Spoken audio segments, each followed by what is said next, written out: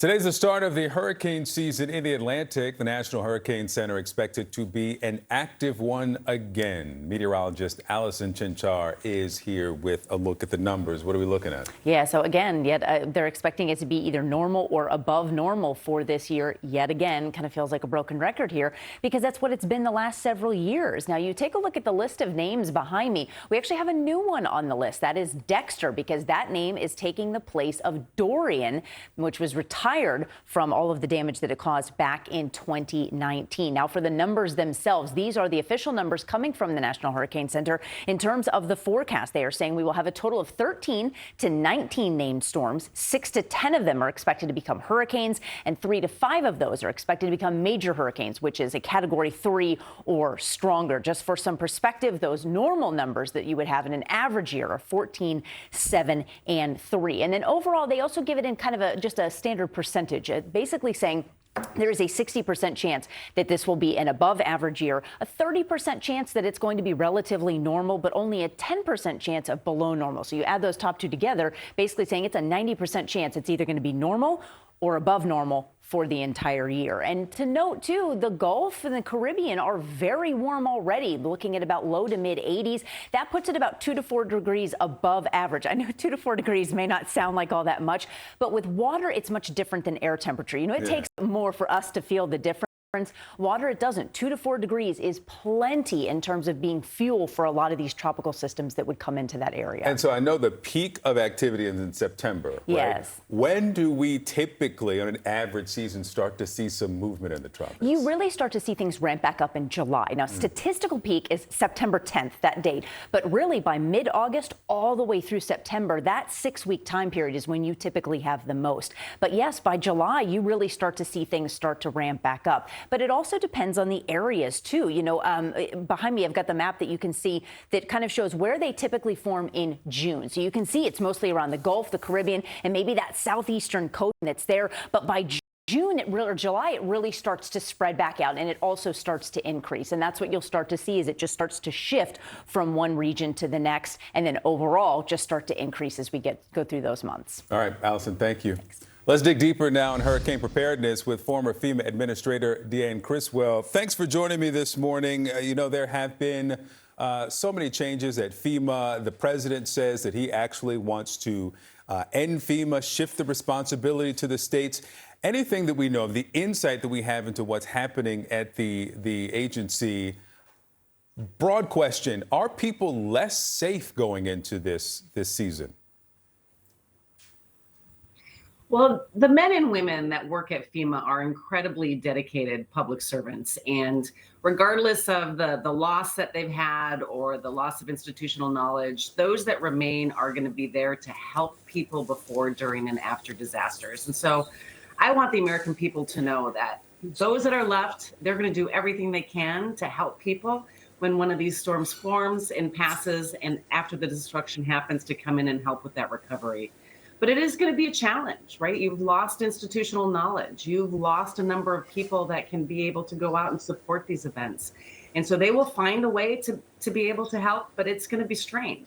Yeah, this new acting administrator has said that they will follow the direction of the White House and that anyone who tries to get in the way will, in his words, be run over. So let's go through some of those elements. You say the people who are left are going to help people before, during, and after the storm. And we should also say fires, because all of the natural disasters FEMA responds to. If this responsibility is being shifted to the states, how much can the states absorb? Well, it's important to remember, Victor, that the states and the local jurisdictions have always had the responsibility to respond and recover from these disasters. FEMA's role has been when they exceed their capability and they need additional resources to come in and help with those life-saving measures. And then afterwards, it's a reimbursement program. As they start to rebuild, FEMA's role is to reimburse them for the costs that they incur. And so states and locals have always had the primary responsibility to manage these disasters. What you're going to see is if they don't have the funding to get reimbursed and they don't have the budgets that they plan for, then they're going to have a longer time and a harder time to actually rebuild and recover from these events. Yeah, and some of those declarations from the federal government heading into what are expected to be major storms help with the pre-positioning and the pre-staging. Will that still be something that can happen if there is this shift toward the states? That's the question that I don't have a good answer to yet, but that would be one that I'm concerned about, right? One of the biggest things that we were able to do during my time is give pre-landfall emergency declarations so we could push resources in, search and rescue teams and commodities, medical assistance teams, push them into the area ahead of the hurricane so they're ready to respond immediately. But we also would push an incident management team that would sit side by side with the state emergency management director.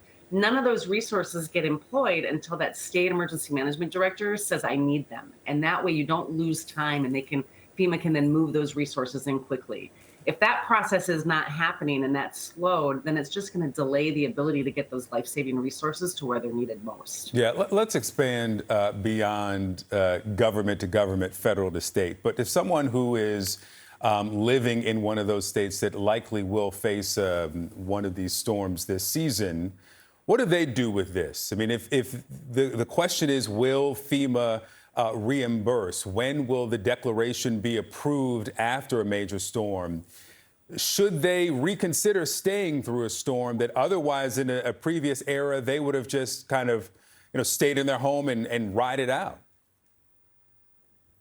Well, the first thing people need to do is listen to their local officials, right? Depending on where you live and where the impacts of that storm are going to be, they're going to tell you whether or not it's safe for you to stay where you're at or if you should evacuate.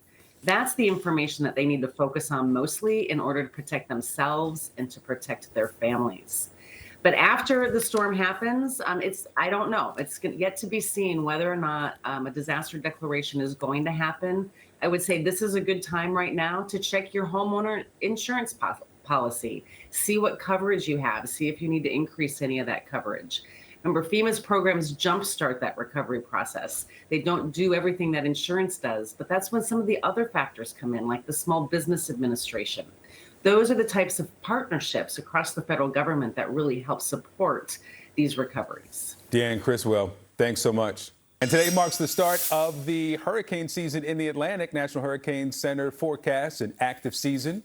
CNN meteorologist Allison Chinchar is with us. What can we expect? Right. So they are calling for an above average season. They are saying we're going to have a total of 13 to 19 named storms. 6 to 10 of those are expected to become hurricanes, 3 to 5 of which will be major hurricanes, which means a category 3 or stronger. Now, just to put this in perspective, a normal year would have 14 named storms, 7 hurricanes and 3 major hurricanes. Now, when you put this into percentages, which is a little bit easier for most people to understand, you're looking at 60% chance that this season is going to be above average, 30% chance that this would be right around normal, and only a 10% chance that this is going to be below normal. Now, one thing to note, too, is that some of the names on the list have changed. That includes the name Dexter, which is on this year's list. That is the replacement name for Dorian, which caused a tremendous amount of damage back in 2019. Now, one thing we are looking at, especially early into the season, are these very warm temperatures around the Gulf and the Caribbean that are already about several degrees above where they normally would be this time of year. All right, Allison, thank you.